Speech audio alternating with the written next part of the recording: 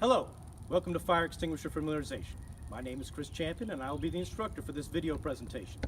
In this course, I'll be teaching you some things you need to know to safely and properly use fire extinguishers to put out small fires before they become big fires. So let's go. All right. The first question you may be asking is, why do I have to take this class? Well, the answer is twofold. First, if your employer has fire extinguishers in your workplace, the government says you have to know how to use them. The underlying reason, of course, and the reason why the government wants you to know this stuff is so that if there's a fire, a small fire starts at your place of work, you'll be able to put it out with an extinguisher, meaning you'll save your own life, the lives of coworkers, and hopefully keeping where you work from burning down. It's hard to have a job when you don't have some place to work.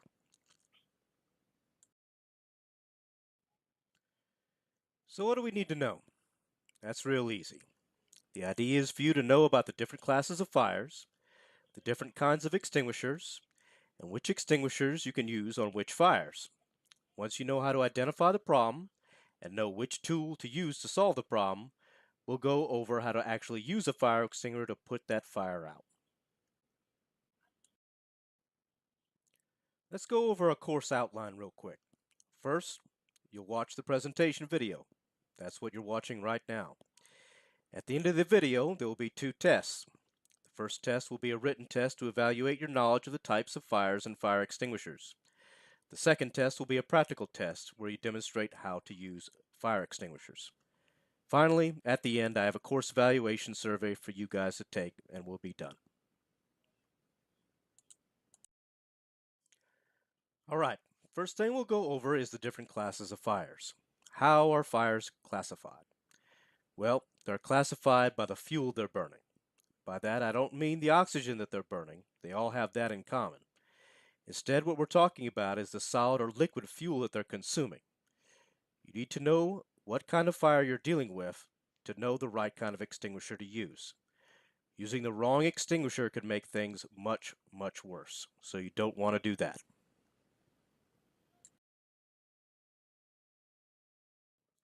First up are Class A fires. Class A fires are fires that are consuming ordinary combustibles.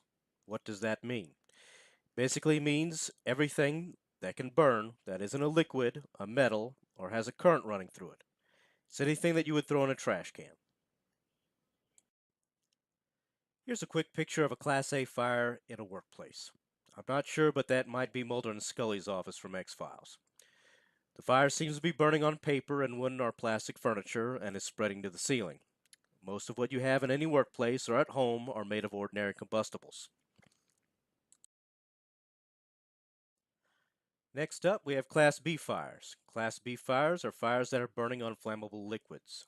That means gasoline, oil, or any other flammable liquid chemical other than cooking oils. And here we have a quick picture of a Class B fire. This seems to be an oil storage tank on fire. Don't try to put that out with a fire extinguisher. Alright, next we have Class C fires. Class C fires involve electrical equipment. That means anything with a current running through it that is causing the fire. Examples are fuse boxes, computers, sometimes automobile fires, and power strips.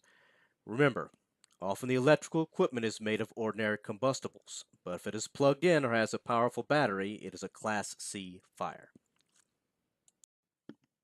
Here's a great example of a Class C fire, a power strip that has been overloaded and is now burning. You want to remember that this is a Class C fire because you do not want to use the wrong extinguisher to attempt to put it out. Next up are Class D fires. Class D fires burn on combustible metals. This includes powders, flakes, or shavings of metals like magnesium or titanium. Be aware when you're working with combustible metals in the workplace. Here we have some quick pictures of some combustible metal fires. Notice that they are burning very hot, very bright, and sometimes in strange colors. The picture on the left is of thermite, which is powdered aluminum and iron oxide. The picture on the right is of burning potassium. Our last class of fire will be Class K fires, or kitchen fires. Kitchen fires don't just take place in kitchens. They involve burning cooking fluids such as cooking oils or fats. This means that every time a guy burns his garage down deep frying a turkey, you're talking about a Class K fire. These fires can burn very hot, so you need the right extinguisher to be able to put them out. Using the wrong extinguisher can make things much worse.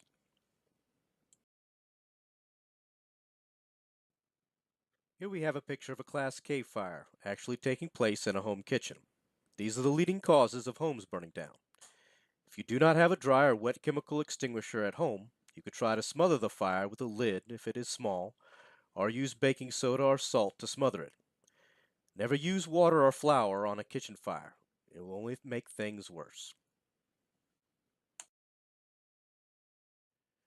Alright, now that you know what you're dealing with, you need to know the right tool to put that fire out. That means knowing the right fire extinguisher to use to put out each class of fire. Here's a hint. Always look on the label of the fire extinguisher. That'll tell you what classes of fire the extinguisher can put out. Here's a great example of a fire extinguisher label. Right there on the left side and at the bottom, they show what kinds of fire this particular fire extinguisher can put out. Real quickly, this is a multi-purpose fire extinguisher that is good on A, B, and C class fires. Our first type of fire extinguisher is going to be air pressurized water extinguishers, or APWs.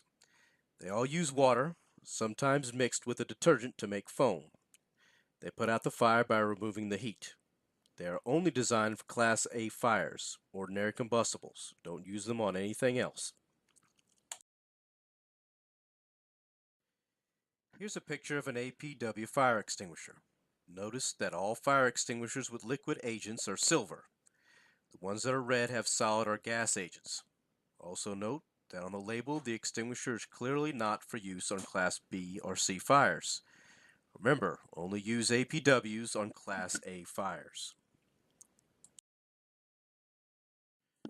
The next type of extinguisher will be CO2 extinguishers. They are filled with a pressurized gas, carbon dioxide. They put out fires by displacing the oxygen that the fire needs to burn.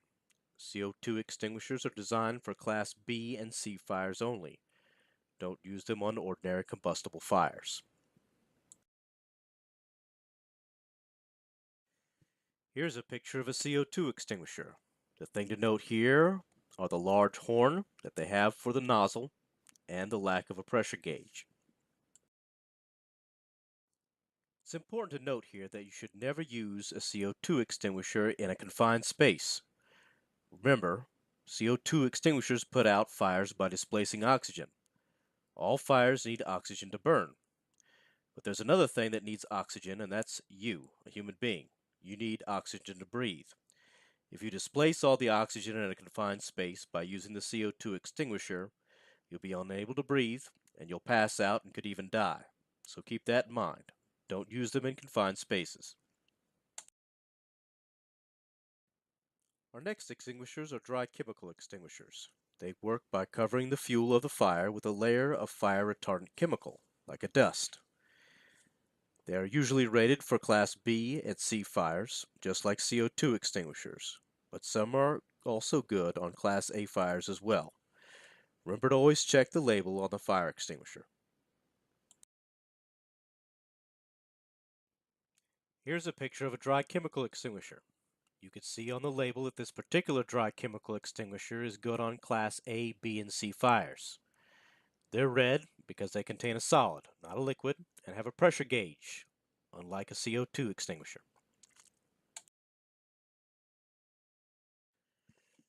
Next up are dry and wet chemical extinguishers for use on Class K fires. They work just like regular dry chemical extinguishers by smothering the fire and taking away the oxygen it needs to burn. These extinguishers can only be used on Class K fires.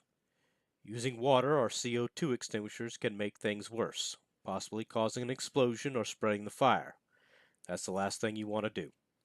Also, the agents used in these extinguishers can be electrically conductive, so you need to make sure that the kitchen equipment, if electrical, is isolated before using these extinguishers. Keep that in mind.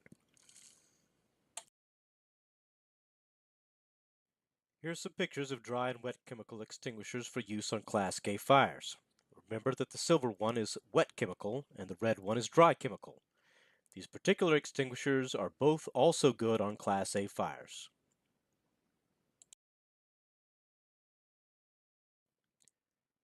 The last type of fire extinguisher we'll be looking at are dry powder extinguishers exclusively made to fight Class D fires, fires on combustible metals. They're very similar to regular dry chemical extinguishers, but use different chemicals and deliver them in a fine powder. You can spot Class D extinguishers by their yellow painted canisters. They're only good on Class D fires. Don't try to use them on anything else.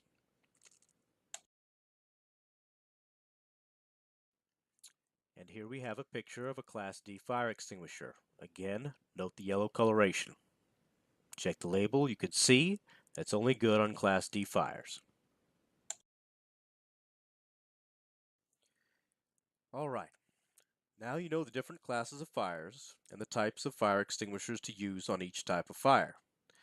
The next thing you need to know is how to actually use those fire extinguishers.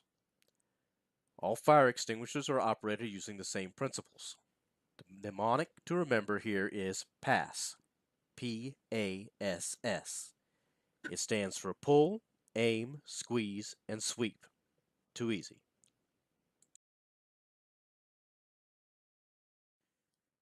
The first step in PASS is pull. You want to grab that metallic safety pin and firmly pull it out to break the plastic tamper seal.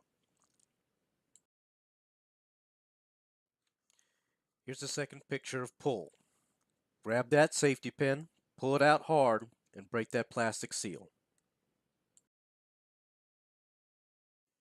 Step 2 of PASS is A, for aim. Grab the end of the hose near the extinguisher nozzle, stand 8 to 10 feet back from the fire, and aim for the base of the fire. That means whatever the fuel is. Don't aim for the flames themselves, aim for what is being burnt up. Remember not to touch the horn on the CO2 extinguishers. They can get very cold and can damage your skin. Step 3, the first S, is for squeeze. Squeeze both the levers to shoot the agent out of the extinguisher.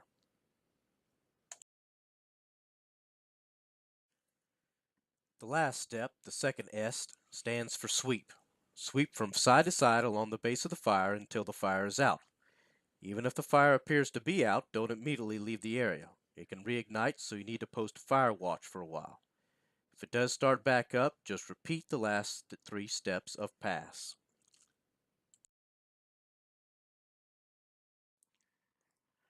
Alright, the last thing you need to know, and just as important, is when to get out of Dodge. Sometimes you just can't put out that fire. If your extinguisher goes empty, get out of there. If the fire spreads to secondary materials or spreads behind a wall or ceiling, get out. You can no longer see where it is or where it's going. If this fire spreads beyond an area of 60 square feet, it's time to go. 60 square feet is just slightly larger than a king-size bed. If it's bigger than that, you need to go. Alright, it's time to review. Together, we've gone through the different classes of fires. We've learned about Class A fires, which are ordinary combustible fires, Class B fires, which are flammable liquid fires, Class C fires, which are electrical fires, Class D fires, which are combustible metal fires, and Class K fires, which are kitchen fires. We've learned about the different types of fire extinguishers. Air pressurized water extinguishers for Class A fires only, CO2 extinguishers for use on Class B and C fires, dry chemical extinguishers for Class A, B, and C fires, dry chemical powder extinguishers for use on Class D fires, and finally, special wet and dry chemical extinguishers for use on Class K fires.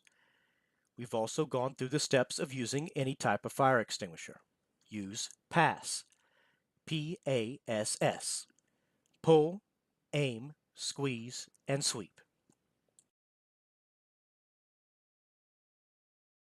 Remember, knowing this stuff can be the difference between stopping a fire when it starts, when it's still small, and having a fire rage out of control and possibly injuring or killing you, or your coworkers, or burning down your workplace. Remember, always identify the fire and look at the label on the extinguisher to make sure you're using the right one. Thanks for your attention, good luck on your tests, and be safe out there.